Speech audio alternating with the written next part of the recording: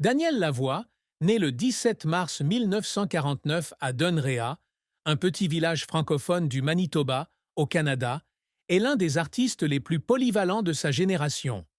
Fort d'une carrière de plus de 5 décennies, il est non seulement chanteur, auteur-compositeur, mais aussi acteur, poète et producteur de musique. Élevé dans une famille nombreuse, avec un père épicier et une mère mélomane, Daniel découvre le piano dès l'âge de 4 ans. Il fréquente l'école jésuite de Saint-Boniface, à Winnipeg, où il perfectionne ses talents musicaux et développe un amour pour la culture française dans une province majoritairement anglophone. C'est cet environnement qui fait de lui un artiste bilingue, capable d'écrire et de se produire en français et en anglais. La carrière de Daniel débute en 1967, lorsqu'il remporte un concours d'auteurs-compositeurs-interprètes à l'émission Jeunesse oblige de la CBC. De là, il s'installe au Québec, où il se produit dans les clubs et les cafés, s'établissant progressivement avec son premier album à court terme en 1975. Le véritable succès survient en 1984 avec l'album Tension Attention, qui comprend la chanson Il s'aime, une ballade mondiale vendue à plus de 2 millions d'exemplaires. Il devient également célèbre grâce à son rôle de Frollo dans la comédie musicale Notre-Dame de Paris, une étape importante qui le propulse au-delà du Canada. En coulisses, cependant, Daniel Lavoie vit une profonde tristesse et de graves difficultés, tant dans sa carrière que dans sa vie personnelle, dont il parle rarement. Daniel Lavoie a admis que sa vie n'a pas toujours été aussi joyeuse que ses chansons. L'une de ses plus grandes tristesses a peut-être été le sentiment d'isolement culturel qu'il a ressenti en grandissant dans une petite communauté francophone du Manitoba, à majorité anglophone. Aîné de 6 enfants, dont 2 sœurs autochtones adoptées, Daniel réalise rapidement que préserver son identité francophone est un combat silencieux. Au couvent Saint-Boniface, il subit des pressions pour s'assimiler, de nombreux amis et professeurs l'encourageant à abandonner le français pour s'intégrer. Cette tristesse provenait non seulement de son isolement de la communauté, mais aussi d'un combat intérieur pour protéger sa langue et sa culture, qu'il considérait comme le fondement de son identité. Une autre tristesse fut la perte de ses parents, en particulier de sa mère, Thérèse, qui inspira son amour de la musique. Passionné de piano et de chant, sa plus grande source d'inspiration durant sa jeunesse. À sa disparition, Daniel ressentit un vide incommensurable, comme il l'expliqua en entrevue. Ses chansons évoquaient souvent les souvenirs du temps passé à Dunrea, où sa mère jouait du piano les soirs paisibles. Cette perte fut d'autant plus poignante qu'il réalisa qu'il n'avait pas eu assez de temps à lui consacrer en raison de son emploi du temps chargé, ce qu'il regrettait profondément. La vie personnelle de Daniel fut également marquée par une grande tristesse. Son mariage avec Louise Dubuc, qui a duré de 1988 à 2017, s'est soldé par un divorce, le laissant avec des émotions complexes. Bien qu'ils aient eu 3 enfants, Mathieu, Gabriel et Joseph, la rupture a été un choc, d'autant plus qu'il considérait Louise comme sa compagne et sa partenaire créative.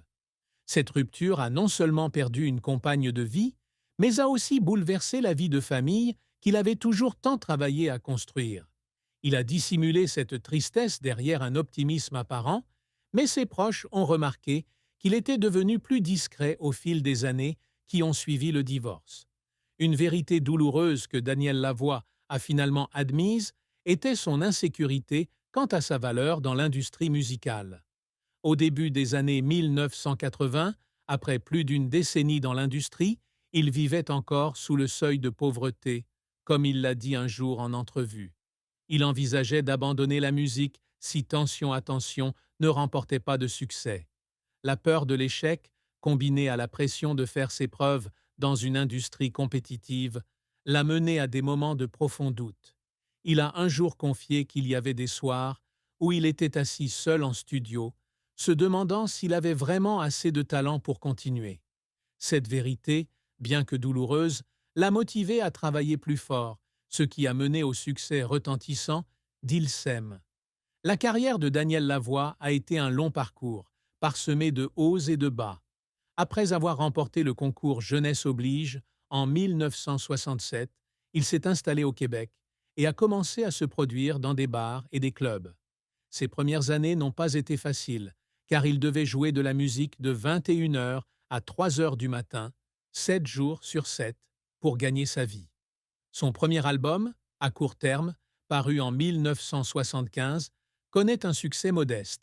La chanson J'ai quitté mon île, devenant populaire en France, au Portugal et au Brésil.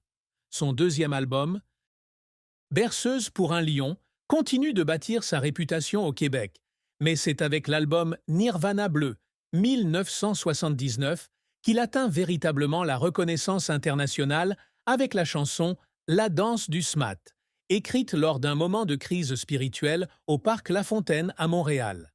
L'année 1984 marque un tournant avec l'album Tension Attention, où la chanson Il s'aime devient un phénomène mondial, se vendant à plus de 2 millions d'exemplaires et étant traduite dans de nombreuses langues. La chanson, inspirée de l'image de deux adolescents se tenant la main au milieu des ruines de Beyrouth, témoigne du talent de Daniel à transformer les moments du quotidien en œuvres d'art.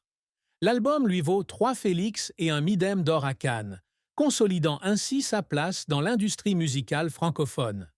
Il poursuit son succès avec des albums comme Vue sur la mer en 1987, avec la chanson Je voudrais voir New York, et Long courrier en 1990, avec les chansons Qui sait et Jour de plaine.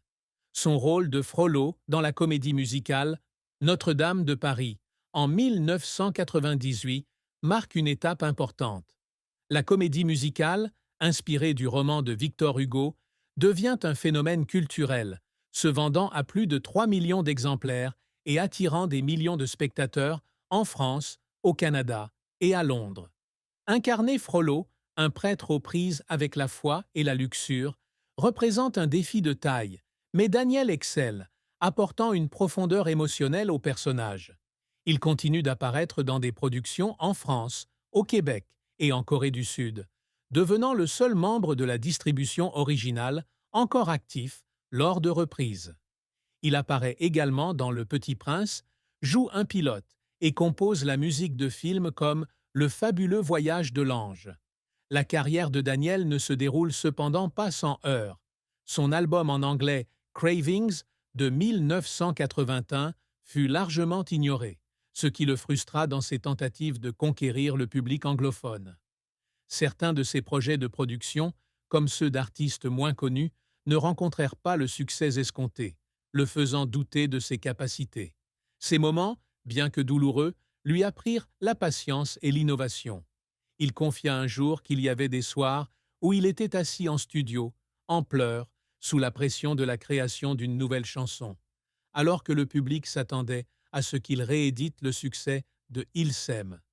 Ses larmes témoignaient de son dévouement, en quête constante d'inspiration pour surmonter les difficultés. Daniel Lavoie a dû faire face à de nombreux défis, tant sur le plan personnel que professionnel. L'un des plus importants a été la pauvreté durant ses jeunes années. Malgré une carrière dans l'industrie musicale pendant plus d'une décennie, au début des années 1980, il vivait sous le seuil de pauvreté, se produisant dans des bars pour joindre les deux bouts. Cette pression financière, combinée à ses responsabilités de fils aîné d'une famille nombreuse, a entraîné des périodes de stress. Il a un jour confié qu'il y avait des jours où il ne mangeait que du macaroni au fromage pour économiser, tout en rêvant d'être un jour reconnu sur la grande scène. Un autre défi était la pression de maintenir son identité francophone dans un environnement anglophone. Au Manitoba, où la communauté francophone était petite, Daniel a dû se battre pour protéger sa langue et sa culture.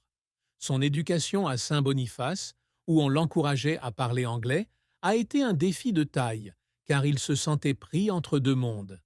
La décision de s'installer au Québec en 1970 fut audacieuse, mais aussi risquée, car il dut quitter sa famille et repartir à zéro dans un environnement inconnu. Daniel a dû faire face à la concurrence de l'industrie musicale au cours de sa carrière. À ses débuts, on le comparait souvent à de grands artistes comme Jean-Pierre Ferland, ce qui lui donnait l'impression de ne pas être à la hauteur. Son rôle de Frollo dans Notre-Dame de Paris fut également un défi, car il devait travailler avec de jeunes artistes comme Garou et Patrick Fiori, ce qui le laissait perplexe quant à sa capacité à suivre leur énergie. Luc Plamondon, le librettiste de la comédie musicale, a un jour confié que Daniel craignait de ne pas s'intégrer à la jeune troupe, mais qu'il avait surmonté ce défi avec professionnalisme et talent. La vie personnelle de Daniel a également été difficile. Sa séparation d'avec Louise Dubuc en 2017 a été un coup dur, d'autant plus qu'ils avaient fondé une famille et une carrière ensemble. Élever 3 enfants, tout en gardant un emploi du temps chargé, était un autre défi, car il était souvent absent de la maison pour se produire sur scène ou enregistrer. S'installer à Bologne, en Italie, en 2021 avec sa nouvelle compagne, a été une décision audacieuse, mais elle a aussi engendré un sentiment de solitude, l'obligeant à s'adapter à une nouvelle culture et à un nouvel environnement à l'âge de 72 ans. Ce qui attriste vraiment Dany.